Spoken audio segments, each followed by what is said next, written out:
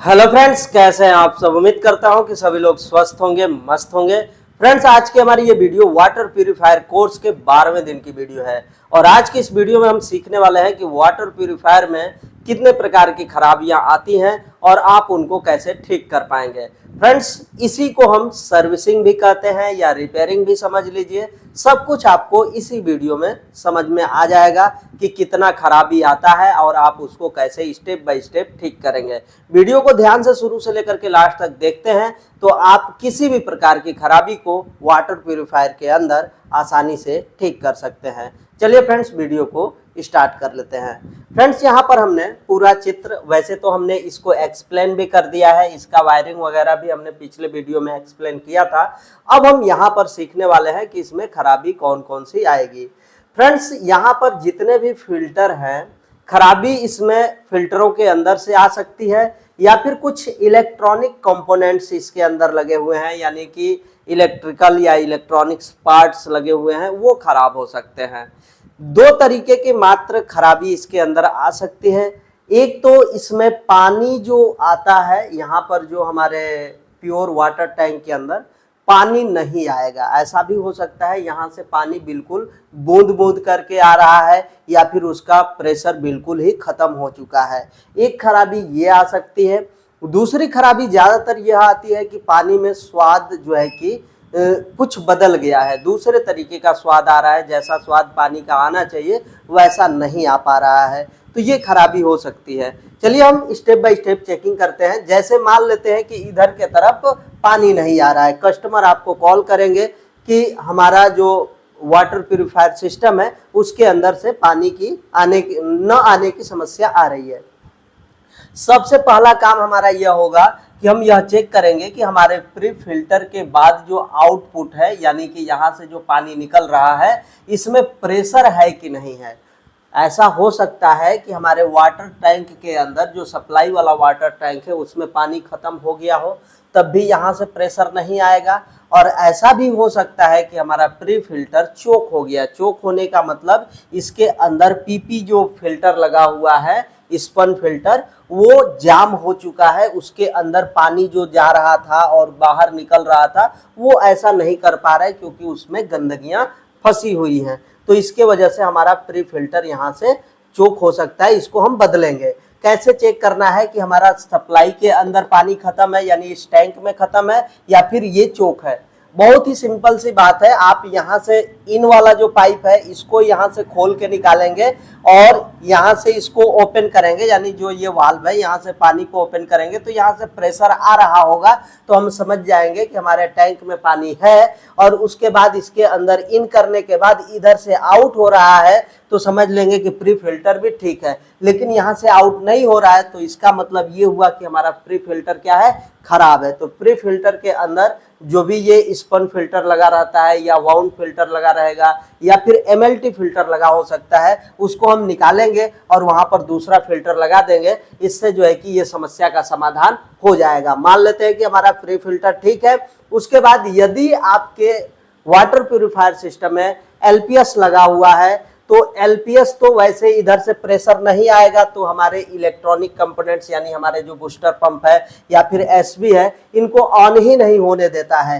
तो ऐसी स्थिति में हम यह चेक करेंगे कि अपना एलपीएस के पास प्रेशर आ रहा है कि नहीं आ रहा है। यदि इधर से पानी का प्रेशर ठीक है, यानी यहाँ से आप खोलेंगे और इधर से पानी का प्रेशर ठीक था और फिर भी हमारा एलपीएस ऑन नहीं कर पा रहा है, यानी कि इसमें जो कंटेक्ट पॉइंट है, यानी कि यहाँ पर हम कंटिन्यूटी चेक करेंगे इसके दोनों पत्तियों पर। यदि कंटिन्यूटी नहीं बता रहा है तो समझ लेंगे कि हमारा एलपीएस क्या है, खराब है, क्योंकि प्रेशर ठीक है और एलपीएस ऑन नहीं हो रहा है, यानी कि एलपीएस हमारा खराब है। उसके कंटेक्ट पॉइंट के अंदर कार्बन लगे हो सकते हैं जिससे कि वह स्विच ऑन नहीं हो पा रहा है।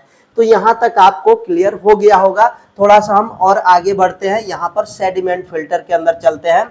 जिस तरीके से हमारे प्री फिल्टर के अंदर व्यवस्थाएं होती हैं, ठीक उसी तरीके से हमारे सेडिमेंट फिल्टर में भी व्यवस्थाएं होती है पानी को छानने के लिए। यानी पानी के अंदर जो भी छोटे मोटे कण होते हैं जो कि हमारे 1 माइक्रोन से ऊपर के कण हो गए, उनको सेडिमेंट फिल्टर क्या करता है, रोक लेता है। तो ऐसी अवस्था में यदि इधर से प्रेशर ठीक था और यहाँ से प्रेशर नहीं आ रहा है, यानी कि हम यहाँ से पाइप को खोल के चेक करेंगे कि यहाँ से हमारा जो सप्लाई वाला पानी था इधर प्री फिल्टर ठीक काम कर रहा है, यानी कि यहाँ से प्रेशर आ रहा है। यहाँ को खोलने के बाद ये वाले पाइप को इधर से प्रेशर नहीं आ रहा है, यानी कि हमारा सेडिमेंट फिल्टर क्या हो गया है, चोक हो गया। सिंपल सी बात है, जैसे जैसे आप आगे बढ़ते जाएंगे पाइपों को खोल करके चेक करते जाएंगे कि कहाँ से पानी का प्रेशर रुक रहा है। तो यहाँ से हम पानी का प्रेशर चेक करके देख लेंगे कि यहाँ से पानी का प्रेशर निकल रहा है या नहीं निकल रहा है। एक बात और हम समझ लेते हैं कि सेडिमेंट फिल्टर कब बदलना चाहिए या फिर अपना प्री फिल्टर कब बदलना चाहिए। तो इनको बदलने का तो कोई वैसा निर्धारित समय होता नहीं है, वैसे कंपनियां लिख देती हैं 3 महीना चाहे 6 महीना, लेकिन मेन जो चीज़ें होती हैं वो आपके पानी के क्वालिटी के ऊपर डिपेंड करता है।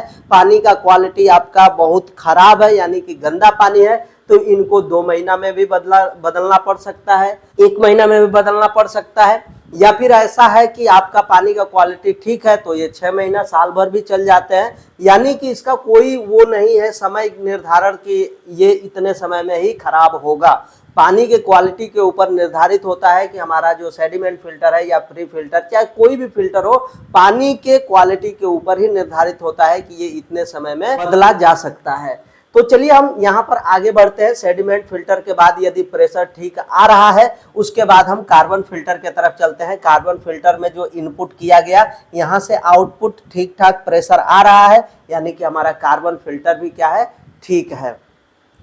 उसके बाद जो है कि यदि पानी का कलर थोड़ा सा पीलापन आ रहा है, ऐसे में हमको कंफर्म हो गया कि नहीं हमारा जो कार्बन फिल्टर है वो खराब हो चुका है, क्योंकि कार्बन फिल्टर जो होता है वह पानी के कलर को ठीक करने का काम करता है और उसके अंदर क्लोरीन की मात्रा जो होती है उसको नियंत्रित करने का काम करता है। तो यदि पानी का कलर कुछ गड़बड़ हो जाता है तो उसको ठीक करने का काम हमारा कार्बन फिल्टर करेगा। और यदि पानी जो है कि सेम कलर में ही आ जा रहा है, इधर से जो गंदा पानी था और उसका कलर कुछ अलग बदला हुआ था और यहाँ पर कार्बन फिल्टर से गुजरने के बाद भी पानी उतना ही गंदा मतलब आगे बढ़ रहा है, तो इसका मतलब ये हुआ कि कार्बन फिल्टर को हमें क्या करना पड़ेगा, बदलना पड़ेगा। तो कार्बन फिल्टर को बदलने का जो समय है वो लगभग 10,000 लीटर या फिर 6 महीना या फिर साल भर का ये समय दे देता है। उस हिसाब से जो है कि हम इसको बदल देते हैं और उसके बाद ये पानी आ जाता है, पानी का प्रेशर आ जाता है अपने एसबी के पास। एसबी यानी कि एक प्रकार का वाल्व है जो कि इस वाले पाइप के रास्ते को बंद करता है या फिर खोलता है।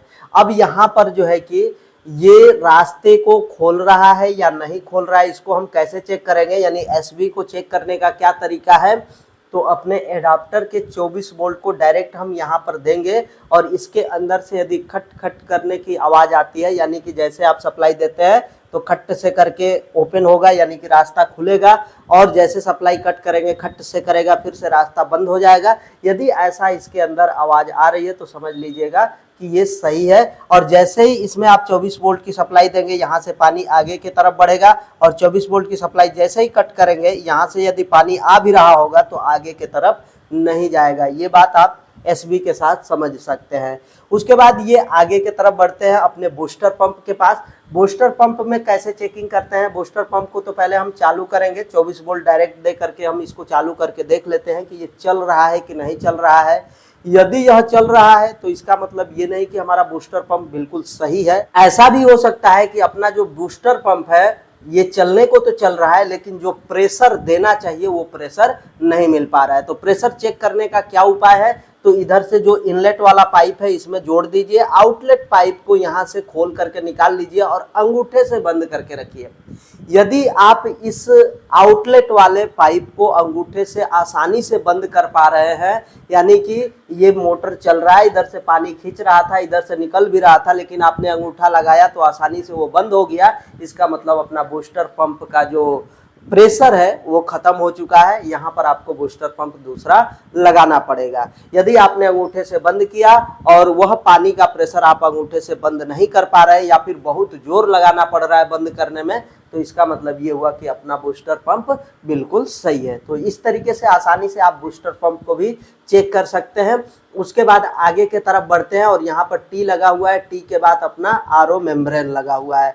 मेम्ब्रेन की लाइफ क्या होती है, तो लगभग 10,000 लीटर तक, या फिर कुछ जगहों पर साल भर, कोई कहता है 6 महीना। वैसे हम शुरू में ही बता दिए हैं कि फिल्टरों का कोई उम्र नहीं होता है कि कितना दिन के बाद उसको आप चेंज करेंगे। ऐसा भी हो सकता है कि आपके घर के पानी की क्वालिटी बिल्कुल सही है तो आपका जो मेम्ब्रेन है ज़्यादा दिनों तक चल सकता है, पानी की क्वालिटी ख़राब है तो मेम्ब्रेन जल्दी ख़राब हो जाएंगे। तो ऐसे में इसको जो है कि यह कहा नहीं जा सकता है कि कितना दिन के बाद आप चेंज करेंगे। लगभग एक उम्मीद लगाया जा सकता है, अनुमान लगाया जा सकता है 10,000 लीटर के बाद आप इसको चेंज कर दें। 10,000 लीटर का मतलब यहाँ से पानी 10,000 लीटर तक ये शुद्ध कर देता है, उसके बाद इसकी लाइफ ख़त्म हो जानी चाहिए, आप इसको नया बदल दें। उसके बाद जो है कि यहाँ से पानी इस साइड में आता है। अब ये मेम्ब्रेन से जो है कि यदि पानी इधर के तरफ आ रहा है तो पानी का स्वाद यहाँ पर बदल जाना चाहिए, यानी कि ठीक हो जाना चाहिए। पानी जो आप नॉर्मल पीते हैं और आरओ का पीते हैं तो दोनों में थोड़ा बहुत का स्वाद का अंतर आता है। तो आरओ वाला जो पानी का स्वाद है वो अलग ही आता है। उस तरीके का स्वाद यदि यहाँ से आ रहा है तब समझ लीजिए कि अपना आरओ मेम्ब्रेन सही काम कर रहा है, यानी कि सही टीडीएस के साथ अपना पानी को निकाल रहा है। यदि ऐसा नहीं कर पा रहा है यानी कि मेम्ब्रेन के अंदर कोई खराबी है, यानी कि यदि पानी के स्वाद में कोई गड़बड़ी आती है तो ऐसा कहा जा सकता है कि हमारा आरओ मेम्ब्रेन जो है सही से काम नहीं कर पा रहा है और ऐसी अवस्था में हमें मेम्ब्रेन को चेंज करने की ज़रूरत है। जब भी आप आरओ का मेम्ब्रेन चेंज करेंगे यानी इसके अंदर के फिल्टर को चेंज करेंगे तो इसके जो एफआर है, एफआर को भी आप जरूर चेंज करें और एफआर को भी ध्यान रखें कि जिस साइज का ये लगा हुआ है उसी साइज का यहाँ पर एफआर लगना चाहिए। आप उसको कम ज़्यादा कर देंगे तो फिर जो है कि इधर प्योर वाटर जो आ रहा है उसकी मात्रा कम हो सकती है। तो ये सब बातों का भी आपको ध्यान रखना पड़ेगा। फिर यहाँ पर टीडीएस एडजस्टर है। वैसे हमने बताया है कि टीडीएस एडजस्टर जो होता है एक प्रकार का कस्टमर को धोखा होता है और कुछ भी नहीं है, क्योंकि इधर से सामान्य पानी को ही हम इस शुद्ध हुए पानी में टीडीएस एडजस्टर के द्वारा मिला देते हैं, जिससे टीडीएस का मान थोड़ा सा बढ़ जाता है। क्योंकि हमारा आरओ मेम्ब्रेन क्या करता है, टीडीएस के जो मान को बिल्कुल ख़त्म कर देता है। तो उसी टीडीएस को थोड़ा सा बढ़ाने के लिए हम सामान्य पानी उसमें मिक्स करते हैं इस एडजस्टर के द्वारा। तो ऐसे में जो है कि यदि ज़्यादातर यहाँ से पानी जाएगा, इधर से पानी ज़्यादा मात्रा में जा रहा है और मेम्ब्रेन से पानी कम मात्रा में जा रहा है, तो ऐसे में क्या होगा कि पानी का स्वाद भी गड़बड़ हो सकता है। तो इसका ध्यान रखना है कि अपना जो टीडीएस एडजस्टर है उसको कम मात्रा में खोला जाए, ताकि इधर से बहुत कम मात्रा में पानी इधर जाए और मेम्ब्रेन से ज़्यादातर पानी हमारे इधर शुद्ध वाले पानी में जा करके मिक्स हो। अब यहाँ से आगे बढ़ते हैं और यूवी चेंबर के तरफ चलते हैं। यूवी चेंबर क्या है, तो यूवी चेंबर में किस तरीके की खराबी आ सकती है, तो पानी के अंदर यदि बैक्टीरिया वगैरह होता है तो उसको मारने का काम कौन करता है, तो हमारा यूवी चेंबर के अंदर जो लाइट जलती है उससे जो है बैक्टीरिया को मारने का काम किया जाता है। तो यदि इस चेंबर के अंदर लगी लाइट नहीं जल रही है यानी कि फिर इस चेंबर का कोई मतलब नहीं है। तो इसको चेक करने के लिए हम लाइट को थोड़ा सा यहाँ से खोल करके निकाल सकते हैं। लाइट दो तरीके की हो सकती है, दोनों में से कोई एक ही हो सकता है, या तो ट्यूबलाइट होगा या फिर अपना एलईडी होगा। तो जो भी होगा आप इसको खोल करके देख लेंगे कि लाइट जल रही है या फिर नहीं जल रही है। यदि नहीं जल रही है तो उसके न जलने के कारणों को पता लगाएं। हो सकता है कि लाइट खराब हो, या फिर ऐसा भी हो सकता है कि यहाँ पर जो सप्लाई पहुँच रही है वो सप्लाई भी खराब हो सकती है। तो इस तरीके से आप यहाँ यूवी चेंबर की भी जांच कर सकते हैं। उसके बाद यहाँ से पानी निकल करके पहुँचता है अल्कालाइन फिल्टर में। अल्कालाइन फिल्टर क्या करता है, उसमें जो है कि मिनरल्स वगैरह पानी के अंदर ऐड करने का काम करता है, और यह भी लगभग 6000 लीटर तक के इसकी लाइफ होती है। 6000 लीटर तक का पानी यदि इन्होंने इधर से निकाल दिया तो समझ लीजिए इसको बदल देना ही उचित होता है। तो हमारा अल्कालाइन फिल्टर जब खराब होता है तो बिल्कुल काला काला सा दिखने लग जाता है। ऐसी अवस्था में आप उस अल्कालाइन फिल्टर को बदल दें। यहाँ पर भी स्वाद का इशू आ जाता है, यदि ये खराब हो जाएगा तो सही स्वाद आपको पानी में नहीं मिल पाएगा।